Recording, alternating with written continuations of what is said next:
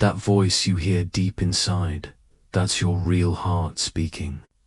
And the truth it whispers may terrify you. It should. Because if the vision in your heart doesn't scare you, then it isn't big enough for the kind of life you're destined to live. Don't run from these answers. Don't dismiss them. Write them down. Look at them with unflinching honesty. This is you, stripped of masks, stripped of excuses, stripped of the armor you've been hiding behind. This is the raw, unprotected self that's been suffocating for years under layers of fear and pretense. Today, right now, we choose to let that part of you breathe again. Release your heart. This is the art of letting go. Your heart is carrying burdens that do not belong to you.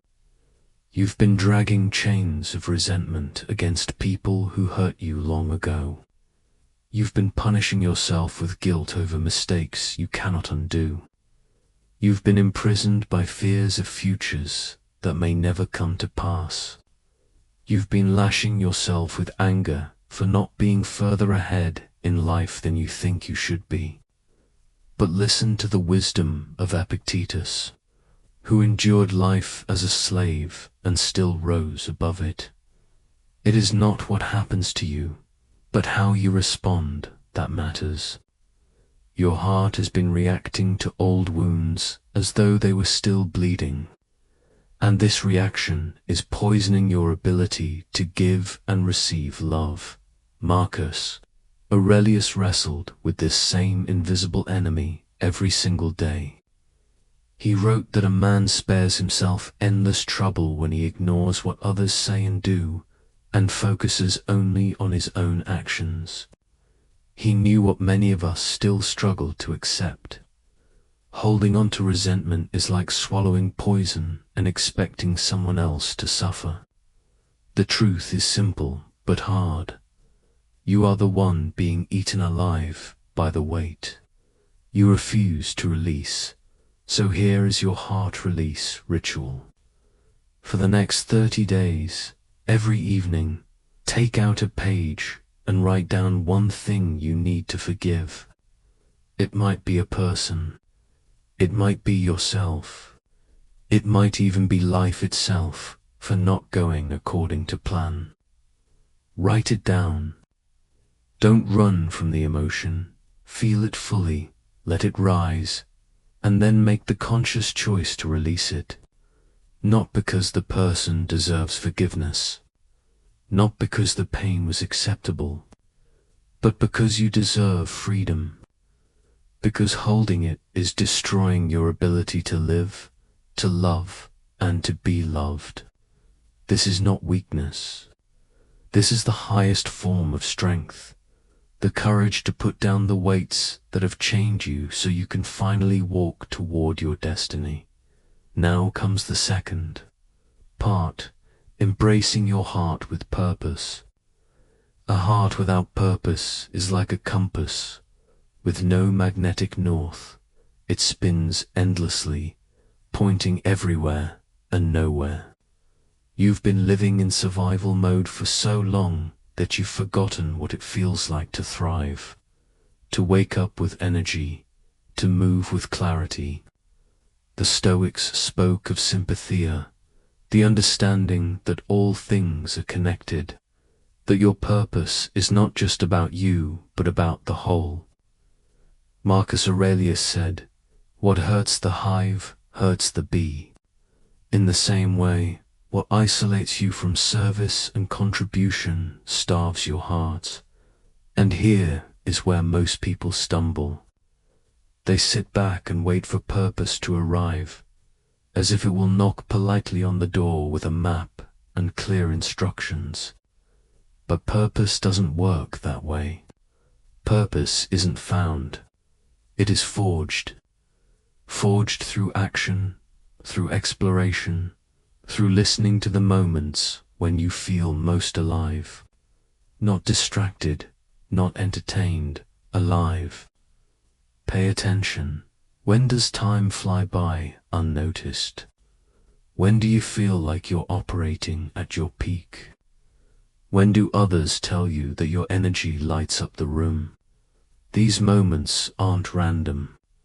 They are clues. Your heart is speaking. Listen, then ask yourself, how can I use this energy to serve?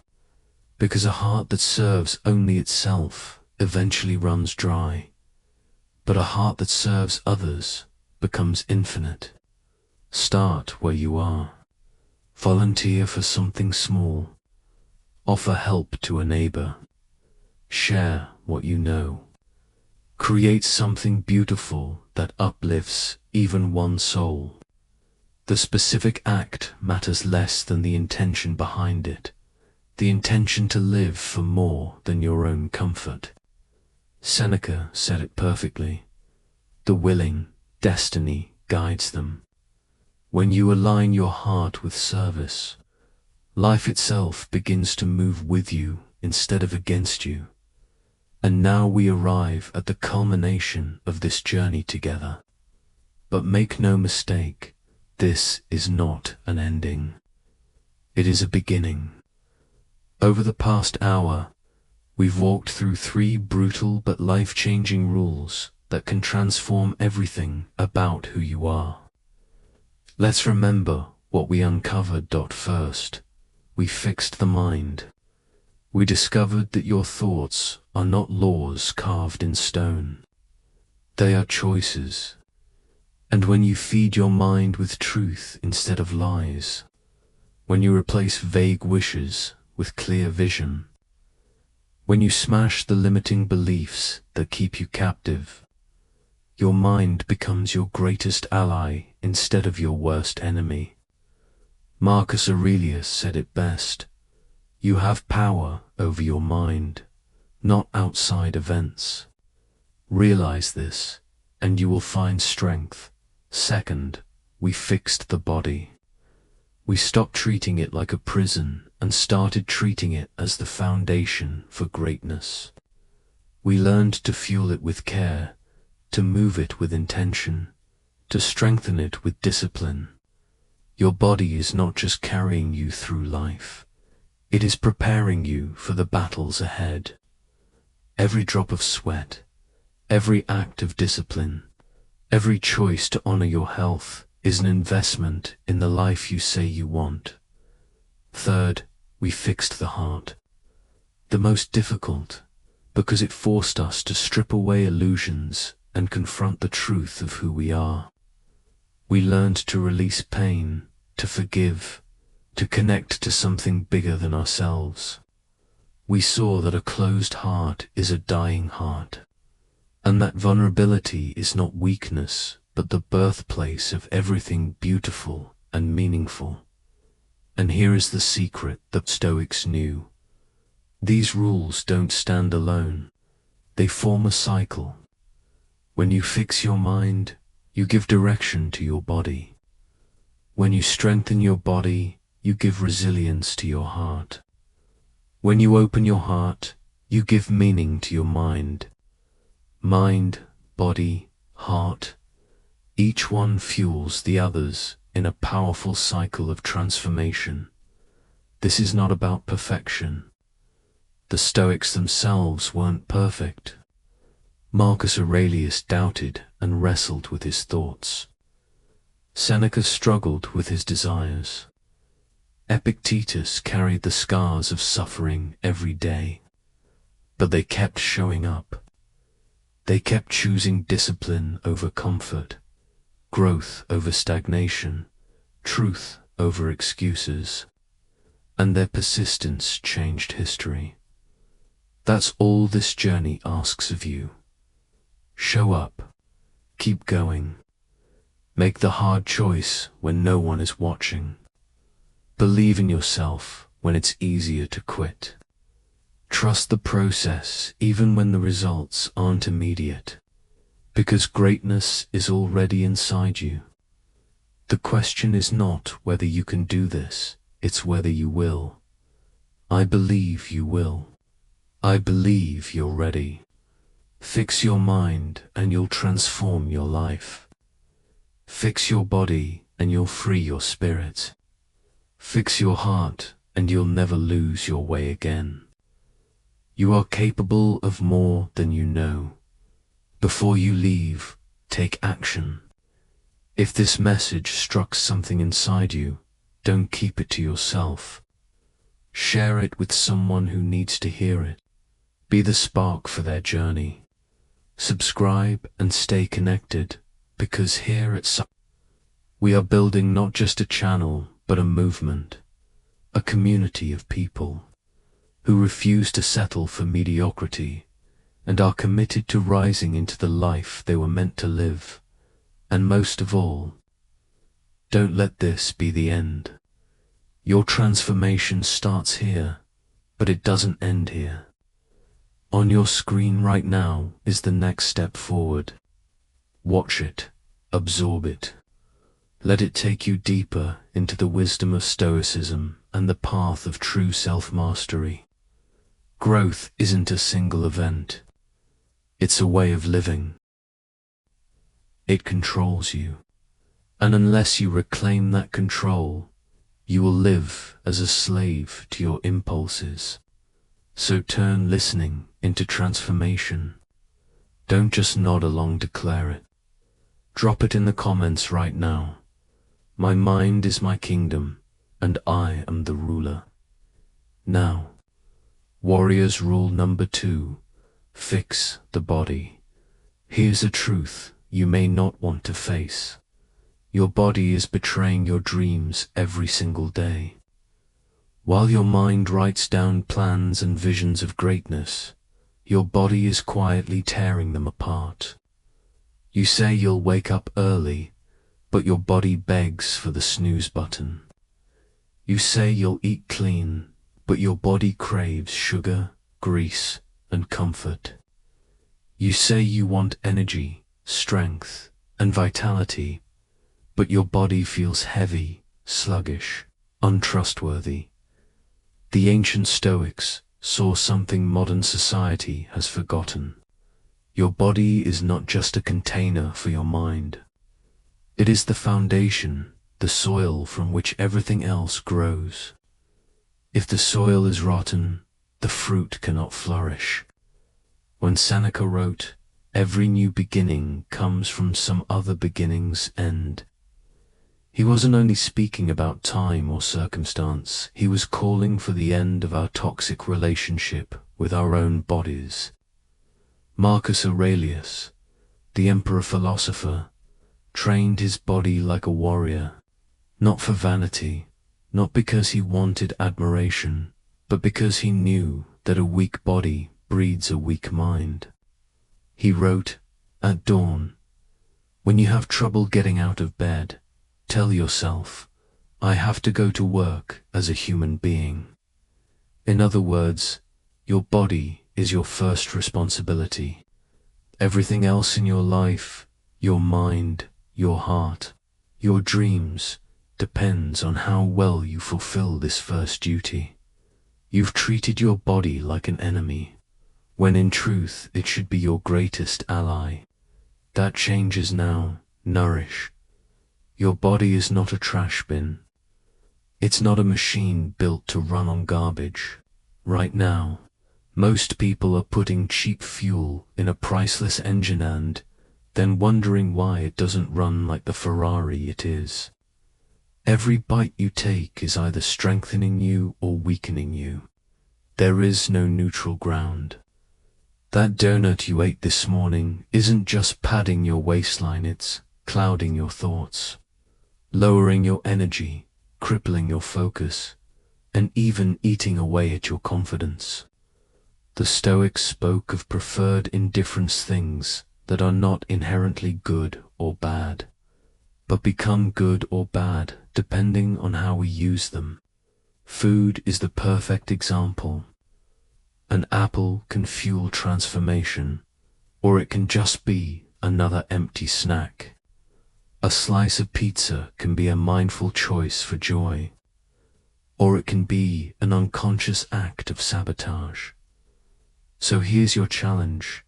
For the next 14 days, before you eat anything, Stop and ask yourself one simple question.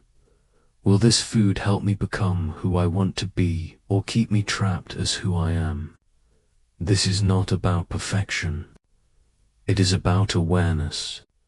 The Stoics taught that wisdom doesn't come from denying yourself, comes from understanding yourself. When you learn to eat consciously, you're training the discipline muscle that will carry over into every other part of your life. Rest, sleep is not laziness. Sleep is nutrition for your brain, your body, and your spirit. And yet, most people are robbing their future selves every single night, scrolling, binging, distracting only to wake up weaker, foggier, less alive. Seneca warned, "It is not that we have a short time to live, but that we waste much of it. And wasted sleep is wasted life." Every stolen hour at night robs you of clarity, energy, and potential tomorrow. Your body demands 7 to 8 hours of high-quality rest. Not 5, not 6, not "I'll catch up on weekends." Treat those hours like oxygen, because they are. Move. Your body was not built for stillness. It was designed for motion, for labor, for vitality. But most of you have turned it into a statue you sit at work. Sit in the car, sit at home, sit until you forget what strength even feels like. And you wonder why your life feels stuck. Here's the connection. Physical stagnation creates emotional stagnation. Epictetus, though crippled in body, taught that movement was not only about muscles, but about spirit. He said, "No great thing is created suddenly, and neither is strength. Transformation starts with one step, one push-up, one deliberate choice to move when it would be easier to stay still." You don't need a fancy gym or perfect conditions. Marcus Aurelius did bodyweight drills in a war tent. Strength is not built in comfort, it is forged in discomfort. Here's your protocol. Every single day, commit to at least 20 minutes of deliberate movement. Walk briskly, run, do push-ups, squats, burpees. Take the stairs instead of the elevator. Take a cold shower. The specific action matters less than the commitment to move. Because every time you move your body, you prove to yourself that you can do difficult things. Each rep, each step, each drop of sweat builds the one thing you desperately need. And self-trust is the foundation of greatness. The Stoics practiced voluntary discomfort. They chose hardship on purpose, sleeping on the ground, eating plain food, bathing in cold water, not because they loved suffering, but because they understood what comfort does. Comfort is the silent killer of potential. Every time you choose comfort over challenge, hitting snooze, skipping exercise, reaching for junk, you're training your body to quit on you. But every time you choose discomfort, cold showers, hard workouts, clean meals, you are strengthening your soul. You are becoming someone who does what they say they'll do. Here's your daily discomfort challenge each day. Pick one thing your body resists, but your future self will thank you for. Drink an extra liter of water. Do 10 squats. Take the stairs. Eat the vegetables you'd rather ignore. Start small if you must, but start today. Seneca said it best. The willing are guided by fate. The unwilling are dragged by it. Either you will train your body with intention, or life will punish you for neglect. Your body is not against you. It has been waiting for you to lead. Take care of it, and it will take care of every dream you hold. Don't just listen, claim it. Write it down right now. My body is my temple, and I am its devoted guardian. Now we step into the hardest battle of all. Rule number 3. Fix the heart. You've been walking around with a broken heart. Not just the kind that comes from lost love or betrayal, but a deeper wound, the emotional heart, the center of your ability to feel purpose, connection, joy.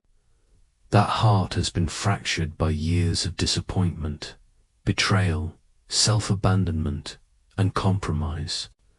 You've built walls so thick to protect yourself from pain that now even you can't break through them. You thought numbness was safety. But numbness doesn't just block pain, it blocks everything. The joy, the passion, the fire that makes life feel worth living. Marcus Aurelius knew this. Despite being betrayed by his own blood, surrounded by snakes and manipulators, he still wrote, "Be like the rocky headland on which the waves constantly break. It stands firm, and around it the seething waters are laid to rest." He understood the truth. A strong heart is not one that avoids pain. A strong heart is one that remains open in spite of pain.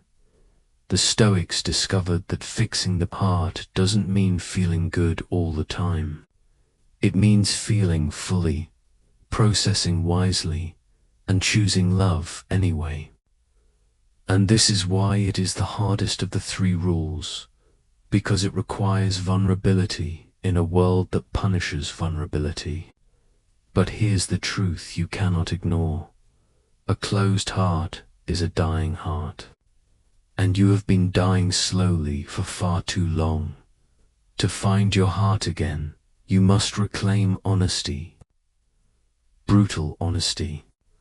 Right now, you're hiding behind masks even when you're alone. You've lied to yourself so often about what you want, what matters to you, and who you are, that you've forgotten the truth beneath all the expectations and obligations. Seneca, in his letters to Lucius, poured out his fears, regrets, and longings. He wrote not from a stage, but from the rawness of his soul. He repeated, "Every new beginning comes from some other beginning's end," and that includes the end of falsehood, of pretending, of living a performance. Here's your heart exercise. Sit down. No phone, no noise, no distractions, just you and your truth. Ask yourself 3 questions, and don't write what you should feel. Write what is actually inside you. 1. If I knew I could not fail, what would I dedicate my life to? Not what would make money, not what would impress, but what would set my heart on fire? 2. What am I pretending not to care about, even though it matters deeply?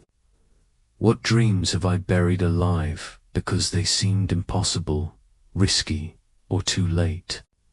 3. Who am I when nobody is watching?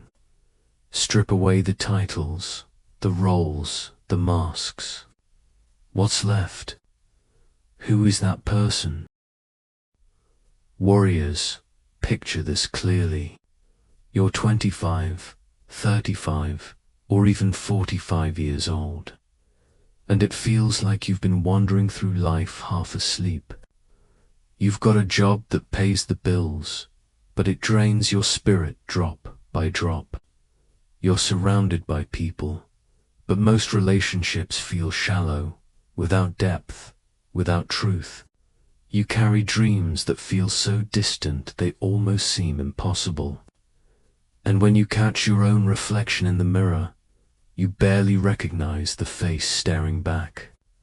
You see exhaustion. You see defeat. You see someone who has forgotten the taste of being fully, vividly alive. This isn't a modern crisis, it's a timeless human struggle that has haunted us for centuries. Marcus Aurelius, the Emperor of Rome, the most powerful man of his era, confessed in his private journals how much peace he gained by refusing to obsess over what others said or did.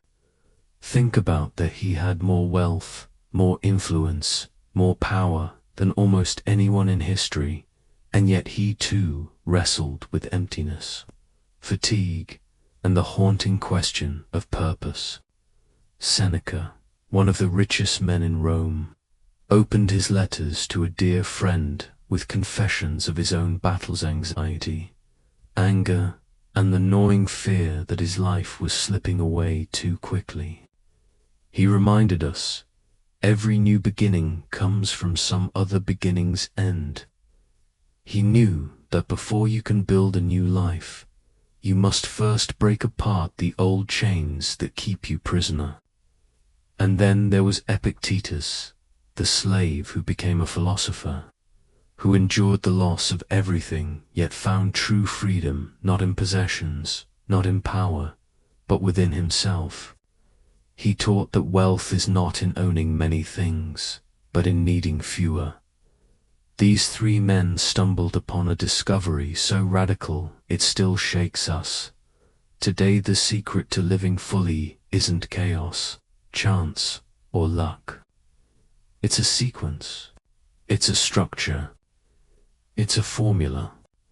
When your mind feels numb and uninspired, you begin with the mind. When your body feels heavy and weak, you begin with the body. When your heart feels hollow and unmotivated, you begin with the heart. Mind, body, heart. In that order, no exceptions. These are the three brutal rules of Stoicism. Brutal, because they strip away all your excuses. Brutal, because they demand you hold yourself accountable. Brutal, because they work but only if you're bold enough to apply them without hesitation. So before we dive deeper into these life-altering truths, don't just sit back and consume this like mindless entertainment. Engage, reflect, write down what pierces through your defenses. And when this introduction ends, don't forget to hit like, leave a comment, share it with someone you know is struggling, and subscribe, because what's coming next can transform everything for you. Don't just hear these words, own them. Claim your role. Say it out loud, type it below. I am the author of my own transformation. Rule number 1, fix the mind. When Marcus Aurelius wrote, "You have power over your mind, not outside events." Realize this, and you will find strength. He wasn't writing Instagram captions. He was documenting his own fierce war with his thoughts, while carrying an empire through plagues, betrayals, and wars. And just like him, your greatest obstacle right now isn't your job, your bank account, or the people around you. It's your own mind. Right now, your mind isn't your ally. It's your jailer. It replays your failures like a broken record. It whispers lies about others being luckier, more capable, more worthy. It convinces you to stay small, stay quiet, stay trapped. But here's the truth the Stoics uncovered. Your mind is also your sharpest weapon. You learn to master it. You need to expose your mind, to feed its strength, not poison. At this moment, your brain is being stuffed with garbage, gossip, drama, outrage, endless scrolling, negative news. A brain, like a muscle, becomes what it consumes. Feed it weakness, and it crumbles. Feed it strength, and it becomes unbreakable. Seneca didn't begin his mornings drowning in comparison traps. He filled his mind with philosophy, with wisdom that sharpened his perspective. He knew every sunrise was another chance to shape his life. But you cannot build a new life with the same thoughts that built the old one. So here's your first brutal challenge. For the next 7 days, replace the first 30 minutes of your morning routine with reading something that challenges your mind philosophy. The lives of people who conquered impossible odds.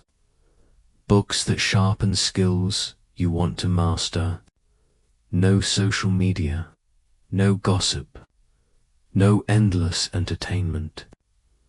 Right now, your brain is living off mental junk food. It's time to serve it real nourishment. Think about your morning today. What was the first thing you consumed?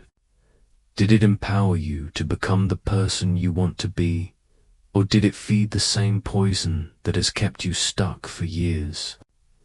Give your mind something worth chewing on. A mind without a mission is like a ship without a compass. It drifts into storms and never reaches shore.